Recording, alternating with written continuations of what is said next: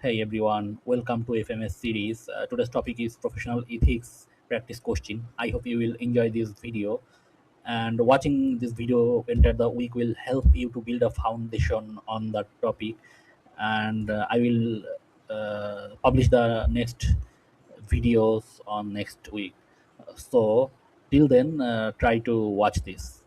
Okay, let's get started. Okay, so our chapter one, professional ethics practice question. And the first question of segment one, IMA standards on ethical professional practice, and it consists 10 questions of ethical professional practice. And question one is related to competence versus non-work conduct. Okay, so management accountant was convicted of operating an illegal gambling operation outside of working hours. The individual maintained a spotless performance record at work and argued that private off duty conduct does not constitute a workplace ethical violation. And the question is, which IMA standard is most directly compromised by the illegal behavior? And the options are competence, confidentiality, integrity, and credibility. So, what do you think? What will be the answer? The correct answer is option C, integrity, because the integrity standard requires members to refrain from engaging in conduct that would prejudice carrying out duties ethically or discredit the profession. So, integrity is violated here.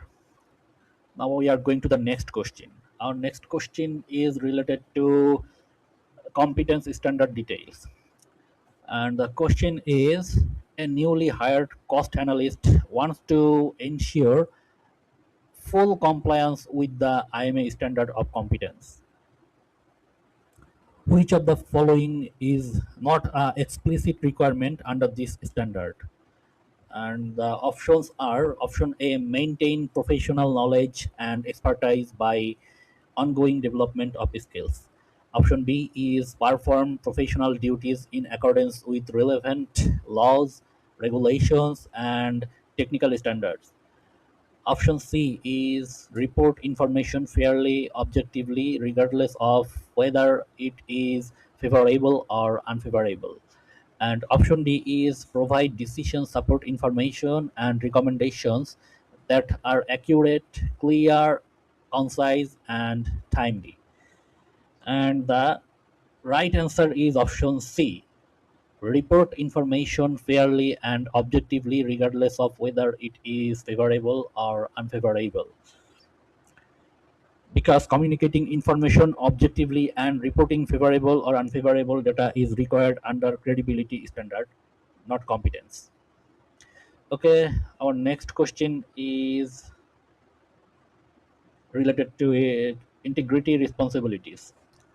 The question is, under IMS statement of professional practice, the integrity standard specifically mandates that financial professional must, the options are uh, A. Option A is maintain an appropriate level of professional leadership and expertise. Option B is refrain from engaging in any conduct that would prejudice carrying out duties ethically. Option C is disclose all relevant information that could reasonably be expected to influence an intended user. And option D is keep information confidential except when disclosure is authorized or legally required. And the correct answer is option B, refrain from engaging in any conduct that would prejudice carrying out duties ethically. Okay, now jump to the question number 4. It's related to confidentiality and unauthorized disclosures. The question is, an accountant accidentally sees a superior's payroll staff misrepresent a year-end bonus as regular biweekly pay. and shares this excessive salary information of former colleague who published it in a blog, which IMA standard did the accountant violate? Okay, so the answer should be option B, confidentiality, because the confidentiality standard requires professionals to refrain from using or disclosing confidential information acquired in the course of work, except when authorized or legally required. Then, question number 5. It's related to conflict of interest and integrity.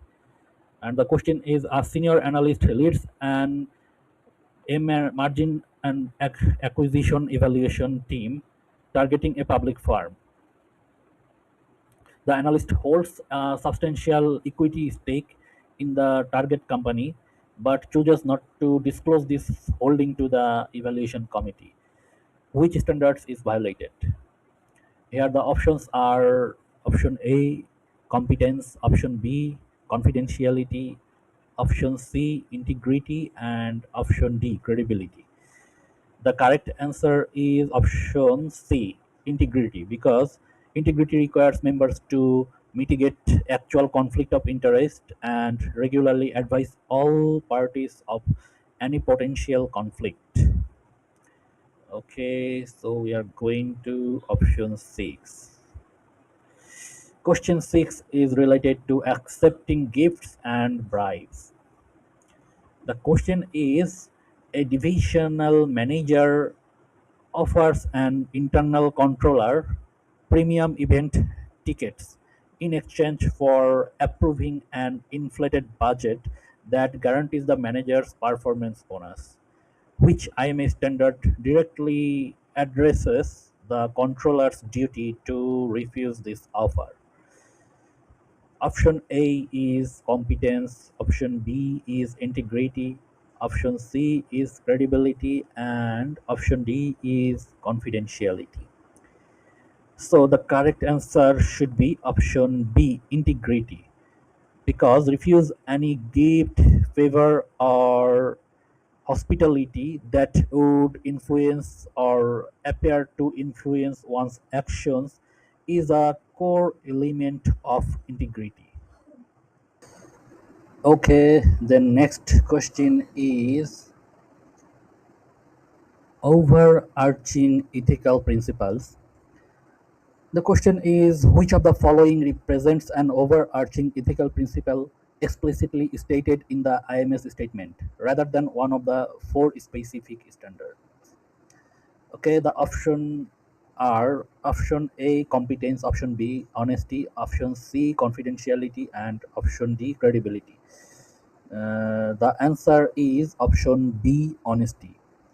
And the IMA statement lists four overarching principles that are honesty, fairness, objectivity, and responsibility.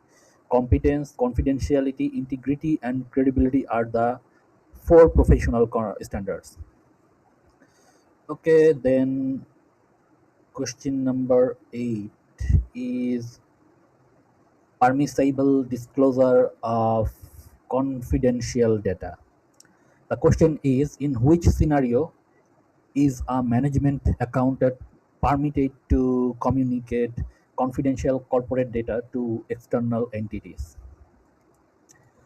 The options are: option A, when requested by a local news reporter investigating company layoffs; option B is when required by law, court order, or regulatory authority; option C is when discussing industry trends with colleagues at a professional networking event; and option D is when a former supervisor requests historical data for a non-compliance audit. The correct answer is option B, when required by law, court order, or regulatory authority. Then the next question is question 9, reporting misleading financial information. The question is, if a management accountant discovers an unrecorded liability that materially distorts financial reporting and the immediate superior refuses to fix it, and failing to act further violates all of the following IMA standard except option A is competence, option B is confidentiality, option C is integrity, and option D is credibility. And the correct answer is option B, confidentiality, because failing to address material misstatements violates competence, integrity, and credibility. It does not violate confidentiality unless confidential data is improperly leaked outside authorized channel. Okay, then the next question is improper earning management.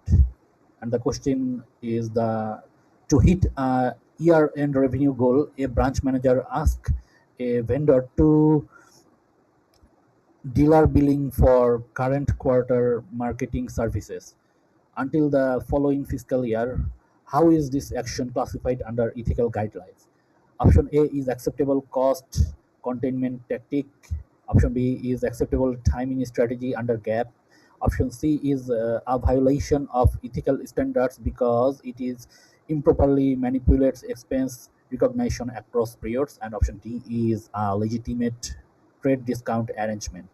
And the correct answer for question 10 is option C, which is a violation of ethical standards because it improperly manipulates expense recognition across periods. Our next question is segment 2, resolution of ethical conflict. And question 11, it is standard hierarchy for escalation. And the question is, an accountant identifies improper revenue recognition practice. The accountant bring the concern to the immediate manager who refuses to discuss it. According to the IMA resolution framework, what is the accountant's next step? Option A is immediately inform the external law enforcement. Option B is escalate the issue to the next higher level of management above the immediate manager. Option C is issue a press release to protect public investors. And option D is report the issue directly to the company's independent external auditor. And the correct answer is option B, escalate the issue to the next level of management above the immediate manager. Okay, then our next question is, when superior is involved. And the question is, if an employee finds that their immediate superior is directly involved in a financial fraud scheme, the employee should, option A is confront the superior directly with legal counsel present. Option B is present the matter directly to the next managerial level above the supervisor. Option C is do nothing due to duty of loyalty. And option D is disclose the findings on social media. And the correct answer is option B, present the matter directly to the next managerial level above the supervisor. Okay, then next question is question number 13, when CEO is involved. Okay, an internal accountant uncovers fraudulent accounting ordered directly by the chief executive officer, who also sits on the board, and there is no higher managerial level. What is the proper internal escalation path? Option A is escalate to the audit committee on board of directors. Option B is confront the CFO instead. Option C is post the documentation to an anonymous online forum. And option D is resign quietly without notifying anyone. And the correct answer is option A, escalate to the audit committee or board of directors. Okay, next question is question number 14, external legal advice. Okay, the situation is, during an ongoing ethical conflict resolution process regarding environmental reporting violation, an accountant decide to consult an independent attorney. Is this permitted under IMA guidelines? Option A, no consulting external parties violates the confidentiality standard. Option B, yes, to obtain legal advice regarding options and rights concerning the conflict. Option C, no, legal counsel must be hired exclusively by the board. And option D is yes, provided the attorney is a company employee. Okay, the correct answer is option B, yes, to obtain legal advice regarding options and rights concerning the conflict. Okay, the next question is question number 15, reporting undocumented entries. Okay, the question is, a junior accountant is asked to record a material unsupposed receivables entry right before the period close. When questioned, the supervisor provides no supporting documents. What is the most appropriate action for the junior accountant? Option A is pass the entry since the supervisor holds final operational responsibility. Option B is evaluate the entry for materiality and ignore it if it is small. Option C is present the documentation issue to the supervisor's manager to seek resolutions. And option D is immediately report to the company to public stock market regulators. And the correct answer is option C, present the documentation issue to the supervisor's manager to seek resolution. Okay, the next question is segment 3, fraud concept and risk indicators. Question number 16, defining distinguishing feature of fraud. And the question is, which key element distinguishes fraud from errors or unintentional accounting mistakes? Option A is materiality of the dollar amount. Option B is intentional deception or misrepresentation. Option C is participation of executive leadership, and option D is involvement of external third parties. And the correct answer is option B, intentional deception or misrepresentation. Okay, the next question is of question number 17, regarding fraud risk factor operational control. The question is, leveling a high volume inventory warehouse unlocked and unmonitored during business hours primarily increases which element of the fraud triangle? And the options are option A, pressure incentive, option B, rationalization, option C, opportunity, and option D, capability. And the correct answer is option C, opportunity, because weak physical security controls create the opportunity to theft or unauthorized diversion of assets. Okay, the next question is question number 18, red flag purchasing behavior. The question is, which of the following procurement behaviors is most indicative of potential fraud by a purchasing agent? Option A is buying only from the pre-approved vetted vendors. Option B is dealing in matters outside their defined authority or unit scope. Option C is requiring multiple competitive bids on all purchase orders. And option D is being subject to routine formal performance evaluations. And the correct answer is option B, dealing in a matter outside their defined authority or unit scope. Okay, our next question is question number 19, red flag internal governance.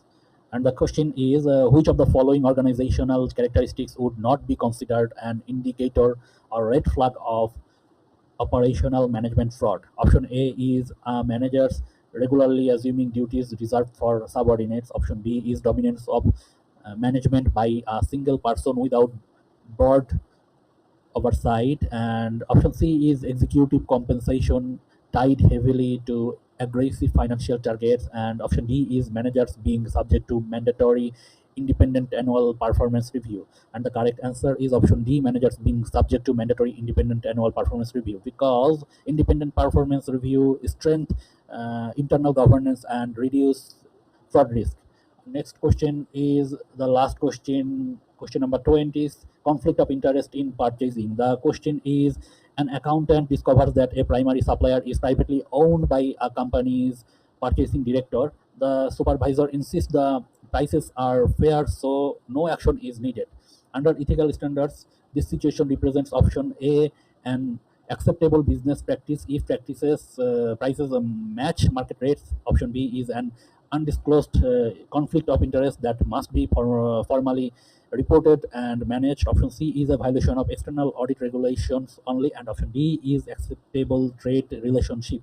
And correct answer is option B, an undisclosed conflict of interest that must be formally reported and managed. Okay, so thank you for watching this video. I hope you will enjoy this video. Bye.